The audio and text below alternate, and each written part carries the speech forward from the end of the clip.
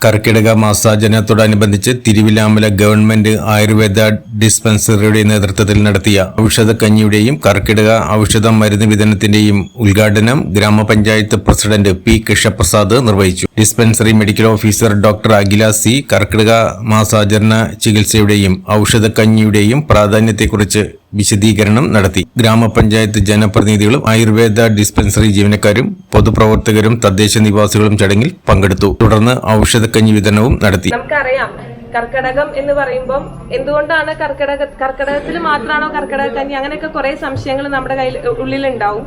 പക്ഷെ പൊതുവെ ഈ കർക്കിടക മാസം എന്ന് പറയുമ്പോൾ പൊതുവെ മഴക്കാലം അല്ലെങ്കിൽ വർഷ ഋതു എന്ന് പറയുന്ന ഇതിലാണ് വരുന്നത്. അപ്പൊ പൊതുവെ നമ്മുടെ ആരോഗ്യം, അതായത് ദഹന വ്യവസ്ഥയും അതുപോലെ തന്നെ പ്രതിരോധ ശക്തിയും കുറയുന്ന ഒരു കാലമാണ് കർക്കിടകം അല്ലെങ്കിൽ മഴക്കാലം. അതുകൊണ്ടാണ് കർക്കിടക മാസത്തിൽ പ്രത്യേകമായിട്ട് നമ്മൾ മരുന്ന് സേവ ചെയ്യുന്നത്. നമ്മുടെ ദഹന വ്യവസ്ഥയെ മെച്ചപ്പെടുത്താനും അതുപോലെ തന്നെ നമ്മുടെ രോഗപ്രതിരോധ ശക്തി വർദ്ധിപ്പിച്ച് നമ്മുടെ ആരോഗ്യത്തെ കൂടുതൽ വീണ്ടെടുക്കാനും അതുപോലെ തന്നെ നമ്മൾ കുറച്ചും കൂടി ഊർജ്ജസ്വലരായിരിക്കാൻ വേണ്ടിയിട്ടാണ് നമ്മൾ കർക്കിടകത്തില് മരുന്ന് കഴിക്കുന്നത് കേട്ടോ.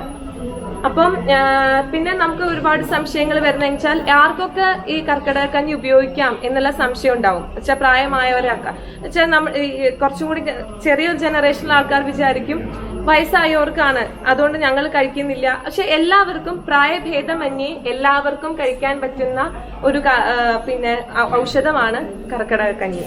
കാരണം അത് കുറച്ച് പ്രായമായവർ ശ്രദ്ധിക്കേണ്ട എന്താന്ന് വെച്ചാൽ കുറച്ചും കൂടി ദഹിക്കാൻ എളുപ്പമുള്ള മരുന്നുകൾ ഇട്ടിട്ട് ചെയ്യാം. അതുപോലെ കുട്ടികൾക്ക് കൊടുക്കുമ്പോൾ കുറച്ചും കൂടി സ്വാദിഷ്ടമായ രീതിയിൽ തേങ്ങാപ്പാല് അതുപോലെ തന്നെ ശർക്കര പിന്നെ അങ്ങനെയുള്ളതൊക്കെ ചേർത്തിട്ട് നമുക്ക് കുട്ടികൾക്കും കൊടുക്കാം. വളരെ ചെറിയ ക്വാണ്ടിറ്റിയിൽ കൊടുത്താൽ മതി എന്നുള്ളതാണ് അതിന്റെ ഒരു പ്രത്യേകത. പിന്നെ പ്രമേഹ രോഗികൾക്ക് കഴിക്കാൻ പറ്റുമോ എന്നുള്ള സംശയം കുറെ പേർക്ക് ഉണ്ടാവും. കാരണം എല്ലാവരും മെഡിസിൻസ് എടുക്കുന്നവരാണ്, പ്രമേഹത്തിനും അതുപോലെ തന്നെ പ്രഷറിനും ഒക്കെ മരുന്ന് എടുക്കുന്നവരാണ്. അപ്പൊ പ്രമേഹ രോഗികൾക്ക് കഴിക്കാൻ പറ്റുമോ എന്നുള്ള സംശയം ഉണ്ടാവും. പ്രമേഹ രോഗികളായാലും മറ്റ് അസുഖങ്ങൾക്ക് മരുന്ന് കഴിക്കുന്നവരായാലും ആർക്കായാലും കർക്കിടക കഞ്ഞി കഴിക്കാം. പ്രമേഹ രോഗികൾ പ്രത്യേകം ശ്രദ്ധിക്കേണ്ട എന്താന്ന് വെച്ചാൽ കുറച്ചും കൂടിയും തവിട് ഉള്ള പിന്നെ ബാർലി, തിന, ചാമ അങ്ങനെയുള്ള അരി ഇട്ടിട്ട് നമ്മൾക്ക് മരുന്ന് കൂടി ഇട്ടിട്ട് നമ്മൾക്ക് കഞ്ഞി വെച്ച് കഴിക്കാം. പിന്നെ സംശയം വരുന്ന പനിയുള്ള സമയത്ത് നമുക്ക് കഴിക്കാൻ പറ്റുമോ എന്നുള്ളതാണ്. പനിയുള്ള സമയത്തും നമ്മൾക്ക് നമ്മുടെ ദഹന വ്യവസ്ഥ നോക്കി നമ്മുടെ ആരോഗ്യം നോക്കി നമുക്ക് കഴിക്കാം. ഒട്ടും ദഹിക്കാത്ത ആ ഒരു സമയത്ത് അല്ലെങ്കിൽ അങ്ങനെ ഒരു കണ്ടീഷൻ ഉണ്ട് എന്നുണ്ടെങ്കിൽ കുറച്ചും കൂടി വെയിറ്റ് ചെയ്ത് ദഹനത്തെ ഒന്നും കൂടി സപ്പോർട്ടീവ് ആയിട്ടുള്ള മെഡിസിൻസ് കഴിച്ചതിന് ശേഷം നമുക്ക് കർക്കിടക കഞ്ഞി കഴിക്കാം. പിന്നെ ഇത് എപ്പം ഒരു നേരത്തെ ഭക്ഷണമായി കഴിക്കാൻ പറ്റുമോ എന്നുള്ള സംശയം ഉണ്ടാവാം. അതും അതിന്റെ ഉത്തരവ് തന്നെയാണ്, ഒരു നേരത്തെ ഇതായിട്ട് നമ്മൾക്ക് കഴിക്കാം. കാരണം ഇതിലൂടെ നമുക്കൊരു സമീകൃതമായിട്ടുള്ള ഒരു ആഹാരമാണ് കർക്കിടക കഞ്ഞി. അതിൽ കാർബോഹൈഡ്രേറ്റ്സ് ഉണ്ട്, പ്രോട്ടീൻസ് ഉണ്ട്, ഫാറ്റ്സും ഉണ്ട്. അപ്പൊ എന്ത് ചെയ്യാൻ പറ്റും, നമുക്കൊരു രാവിലെയോ അല്ലെങ്കിൽ വൈകുന്നേരത്തോ അത്താഴത്തിന് പകരമായി നമ്മൾക്ക് കർക്കിടക കഞ്ഞി കഴിക്കാവുന്നതാണ്. പിന്നെ നമുക്ക് സംശയം വരുന്ന കർക്കിടക കഞ്ഞിക്കൊപ്പം നമുക്ക് എന്ത് കഴിക്കാം. കർക്കിടക കഞ്ഞിക്കൊപ്പം നമ്മൾക്ക് ധാന്യങ്ങൾ അല്ലെങ്കിൽ പയർ വർഗ്ഗങ്ങളൊക്കെ കഴിക്കാം. ചെറുപയർ, മുതിര പോലെയുള്ളത് കഴിക്കാം. പിന്നെ എണ്ണമയം കുറഞ്ഞിട്ടുള്ള അല്ലെങ്കിൽ അധികം മസാലകൾ ഇടാത്ത കറികളും കർക്കിടക കഞ്ഞിക്കൊപ്പം നമ്മൾക്ക് കഴിക്കാവുന്നതാണ് കേട്ടോ. പിന്നെ ഇതിൽ പഥ്യങ്ങൾ എന്ന് പറയുമ്പോൾ ഇതേപോലെ തന്നെ കർക്കിടക കഞ്ഞി കഴിക്കുന്ന സമയത്ത് പൊതുവെ എണ്ണമയം കൂടുന്ന ഭക്ഷണങ്ങൾ ഒഴിവാക്കുക. തണുത്ത ആഹാരം, തണുത്ത വെള്ളം ഉപയോഗിക്കുന്നത് ഒഴിവാക്കുക, അത് ശ്രദ്ധിക്കുക. പിന്നെ അതാണ് മെയിൻ ആയിട്ടുള്ള പഥ്യങ്ങൾ. പിന്നെ എത്ര ദിവസം ഉപയോഗിക്കാം എന്നുള്ളതാണ്. തുടർച്ചയായി 7 ദിവസം അല്ലെങ്കിൽ 14, 21, 28 ഇതെല്ലാം നമ്മുടെ ഗുണപ്രദമാണ്. തുടർച്ചയായി മരുന്ന് കഴിക്കണം എന്നാണ് പറയുന്നത്. അതാണ് ഏറ്റവും നല്ല കാര്യം. അപ്പം ഇതൊക്കെയാണ് ഇതിന്റെ ഒരു ചെറിയ ഒരു ഇത്. അപ്പോൾ എല്ലാവരും ഇന്ന് വന്ന് കഞ്ഞിയൊക്കെ ഇവിടെ നമ്മൾ കഞ്ഞി തരും. അതുപോലെ തന്നെ മെഡിസിൻസ് കറക്റ്റ് ആയിട്ട് വെക്കുന്ന രീതി അതിൽ അവിടെ എഴുതിയിട്ടുണ്ട്.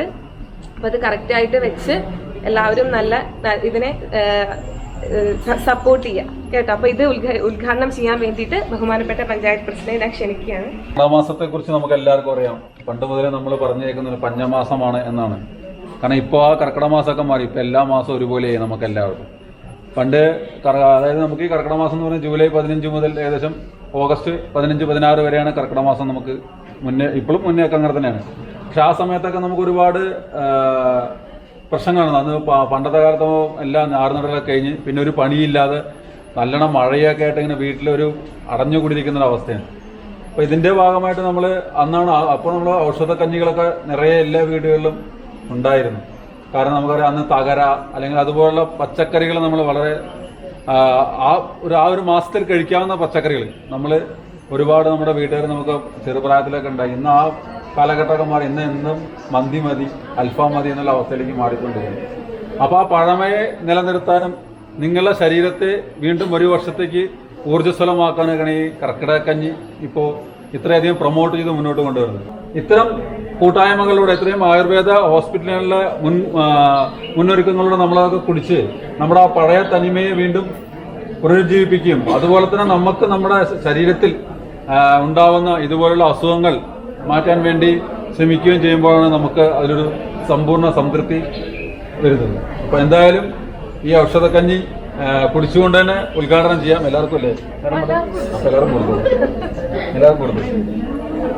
ഇല്ല, അത് കൊടുക്കൂ. ഇല്ല, എടുത്ത് കുടിക്കണം.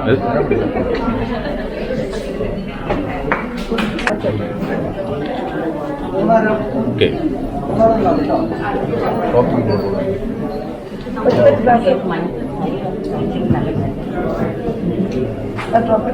മൂന്നാര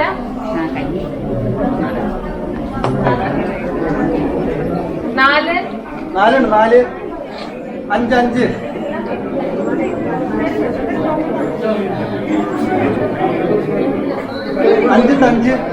health care and media studies വിവോക് medical app nursing diploma paramedical കോഴ്സുകളിലേക്ക് അഡ്മിഷൻ ആരംഭിച്ചിരിക്കുന്നു. മികച്ച ആശുപത്രികളിലും ഫാർമസികളിലും പരിശീലനം. ദാരിദ്ര്യരേഖയ്ക്ക് താഴെയുള്ളവർക്ക് പ്രത്യേകാനുകൂല്യങ്ങൾ. കൂടാതെ ഓൺലൈൻ ക്ലാസുകളും ഇവിടെ ലഭ്യമാണ്. 9800 വനിതകൾക്ക് ജോലി നേടിക്കൊടുത്ത വടക്കാഞ്ചേരിയിലെ 28 വർഷത്തെ പാരമ്പര്യമുള്ള അംഗീകൃത സ്ഥാപനം. +2 തോറ്റവർക്കും ജയിച്ചവർക്കും പ്രവേശനം. Sreekrishna college for health care and media studies, Ottupara bypass junction,